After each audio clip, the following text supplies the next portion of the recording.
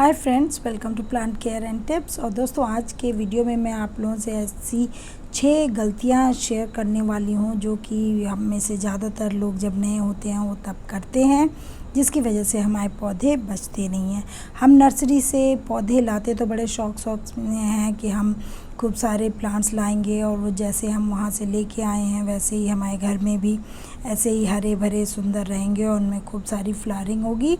और हमारा घर बहुत सुंदर लगेगा। और इस चक्कर में हम वहाँ से खूब खुश होकर पौधे लाते हैं, लेकिन उसके बाद हम घर में जब आते हैं और कुछ दिन बाद हम देखते हैं कि हमारे पौधे बचते नहीं हैं। तो आज वो 6 मिस्टेक्स वो कौन सी है जो हम सभी को अवॉइड करनी चाहिए, और जब आप नए रहते हैं तो ज़रूर से इन चीज़ों को ध्यान दीजिए। तो आप इन मिस्टेक्स को अगर अवॉइड करेंगे तो आपके पौधे बहुत अच्छे चलेंगे और उनमें फ्लावरिंग भी होगी और आपके प्लांट्स हेल्दी भी रहेंगे और जल्दी मरेंगे। तो इसमें जो सबसे इम्पॉर्टेंट चीज़ है या पहली चीज़ है वो ये कि लोग सब चीज़ें तो करते हैं अपने पौधों को लगाने के लिए, सारी तरह की चीज़ें करेंगे, उसमें पानी भी देंगे, धूप का भी ध्यान रखेंगे, मिट्टी भी ठीक ठाक बनाएंगे, लेकिन जो पौधों के लिए सबसे इम्पॉर्टेंट चीज़ है वो भूल जाएंगे और वो है गुड़ाई करना। आपको अपने पौधों में हर हफ्ते कम से कम एक बार ज़रूर गुड़ाई करनी चाहिए। चाहे आपके पास 2 पौधे हों या 200 हों, इससे मतलब नहीं है, लेकिन हफ्ते में कम से कम आप उनकी एक बार गुड़ाई ज़रूर। गुड़ाई करने से आपके पौधों को हवा, पानी, खाद सब कुछ पर्याप्त मात्रा में मिलेगा, जो कि अगर आप गुड़ाई नहीं करेंगे तो सॉइल टाइट होने की वजह से उनको आप अगर कोई खाद दोगे वो भी नहीं पहुंचेगी जड़ों तक, और हवा भी नहीं पहुंचेगी। तो हवा, पानी, खाद ये सब चीज़ें जड़ों तक पहुंचने के लिए बहुत ज़रूरी है कि हम अपने प्लांट्स की गुड़ाई समय समय पर करते रहें और उनके इस सॉइल को लूज़ करते रहें, जिससे कि आप जो भी चीज़ दें वो उनकी जड़ तक पहुँचे और प्लांट अच्छे से ग्रो करे। अब इसके बाद जो सेकंड चीज़ आती है, जो गलती हम करते हैं, वो होता है कि हम अपने पौधों पे जब भी कोई स्प्रे करते हैं, चाहे कोई कीटनाशक हो या फंगिसाइड हो, तो हम उसको प्रॉपर तरीके से नहीं स्प्रे करते हैं। हमें कई बार लगता है कि हम भी तो वही चीज़ कर रहे हैं जो दूसरे लोग भी कर रहे हैं, लेकिन उनको उससे फ़ायदा मिल रहा है, बट हमें उससे फ़ायदा नहीं मिल रहा है। तो इसमें जो सबसे बड़ी गलती होती है वो ये होती है कि जब आप स्प्रे करते हैं किसी भी चीज़ का, तो आप क्या करते हैं कि उसमें अपने प्लांट के पौधों पर हमेशा उसकी ऊपरी सतह पर या पत्तियों पर ऊपर से ही आप स्प्रे करते हैं, जबकि किसी भी तरह के कीड़े हों, चाहे वो मिलीबग्स हों, एफिड्स हों या स्पाइडर माइट्स हों, वो ज़्यादातर पौधों की निचली सतह पर लगते हैं। तो आप जब भी अपने पौधों को आप स्प्रे करें या कुछ करें तो आप उनको पहले तो बहुत अच्छे से साफ़ कीजिए किसी भी चीज़ से, और फिर उसके बाद आप उनको पूरे पौधे को अच्छे से साफ़ कीजिए और फिर आप उस पर ये कीटनाशक का स्प्रे करिए, तो वो ज़रूर से फ़ायदा करेगा। और शुरू में आपको ये बहुत जल्दी करना होगा, कम से कम आप कहिए हर अल्टरनेट डे पे आपको इसको करना होगा, तभी जाके आपके पौधों से ये कीड़े ख़त्म होंगे। और एक बार जब वो परमानेंट ख़त्म हो जाए तब आप उनको 10-15 दिन में एक बार कर सकते हैं। तो इसलिए जब भी स्प्रे करें तो प्रॉपरली दोनों साइड प्लांट की हर लीफ पे उसको करना ज़रूरी है। अब इसके बाद जो अगली गलती हम लोग करते हैं वो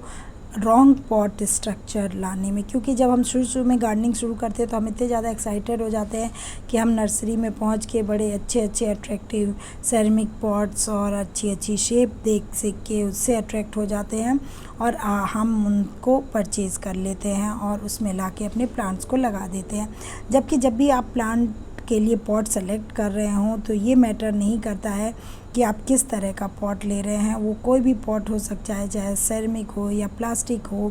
या क्ले पॉट हो या सीमेंटेड हो, बस ये ध्यान रखना है कि उसका मुंह चौड़ा होना चाहिए। अगर आपने ये ऐसे पतले मुंह वाले पॉट ले लिए तो आप इसमें ना तो उसको गुड़ाई कर सकते हैं, ना आप उसमें कोई खाद डाल सकते हैं ठीक से, और ना आप उसमें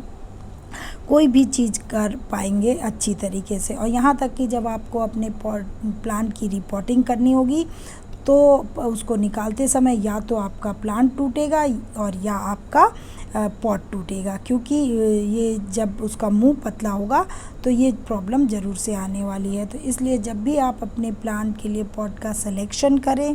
तो उसमें उसके शेप पे मत जाएं, उसकी खूबसूरती ना देखें। आप बस देखें, ये देखिए कि उसका मुंह चौड़ा होना चाहिए, चाहे वो किसी भी मटेरियल का हो, इससे मतलब नहीं है, बट उस प्लांट के जो ऊपर का मुंह है वो चौड़ा होना चाहिए, जिससे कि आप उसमें गुड़ाई अच्छे से कर पाएँ और खाद वगैरह सब अच्छे से डाल पाएँ।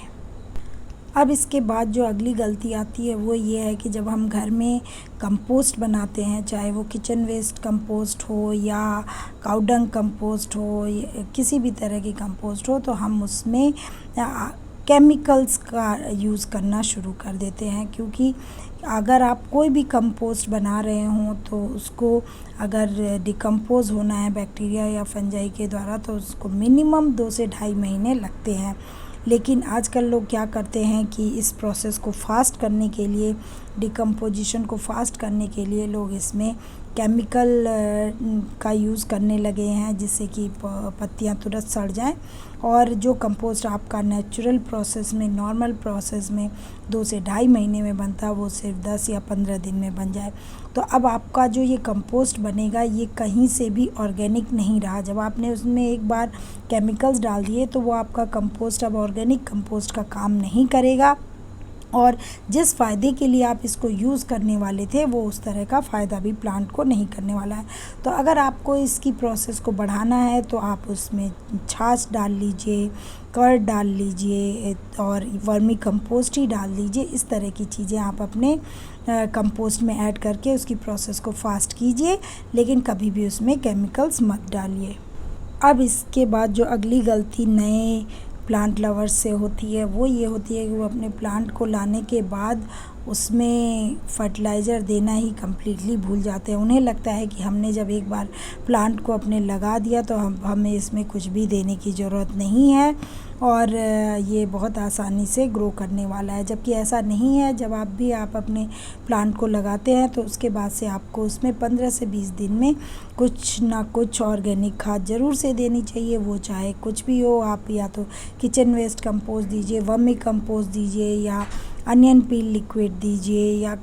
कई तरह के जो आपके लिक्विड फर्टिलाइज़र्स होते हैं, जिसमें कि बहुत सारे मैंने अपने चैनल पे सिखा भी रखे हैं। आप उनको डालिए 15 से 20 दिन में एक बार, तब भी आपके प्लांट्स में अच्छी फ्लावरिंग होगी और वो बहुत अच्छी तरह से सर्वाइव करने वाले हैं। अगर आप ये सोचें कि आप आके और सिर्फ उसको आपने लगा दिया और आपका काम ख़त्म हो गया, तो ऐसे में फिर आपका प्लांट में फ्लावरिंग नहीं आएगी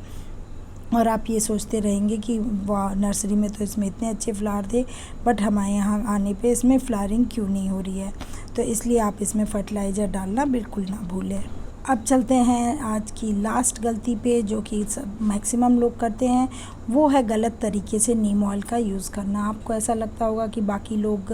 तो सब लोग नीम ऑयल यूज़ करते हैं, उससे तो उनका पौधे हेल्दी होते हैं, बट हमारे साथ क्या हो रहा है कि हमारा उसको नीम ऑयल को डालने में के बाद ही पौधा सूखने लगता है या उसका स्प्रे करने के बाद से ख़राब होने लगता है। जबकि नीम ऑयल आपको पता है कि बहुत ही बेनिफिशियल होता है और इसका यूज़ हम मैक्सिमम प्लांट्स को एज अ इंसेक्टिसाइड यूज़ करते हैं और इंसेक्ट्स के और सबसे हमारे प्लांट को बहुत बचाता है। तो जैसा कि आप लोग को पता है कि नीम ऑयल ज़रा थिक होता है और इसको जब आप स्प्रे करते हैं तो ये पत्तियों पे एक लेयर बना लेता है। तो इसलिए नीम ऑयल का जब भी स्प्रे कीजिए वो हमेशा सनसेट के बाद शाम को होना चाहिए, और उस पर क्योंकि एक लेयर बन जाएगी तो उसमें लीव्स में आपका नेक्स्ट डे से क्या होगा, उसमें फोटोसिंथेसिस नहीं होगा और प्लांट अपना फूड नहीं बना पाएगा और सूख जाएगा। तो इसलिए अगर आप रात में उसमें वो करते हैं, नीम ऑयल डालते हैं, तो सुबह आप उसको साफ़ पानी से खूब अच्छे से धोइए। जैसे कि आप उसको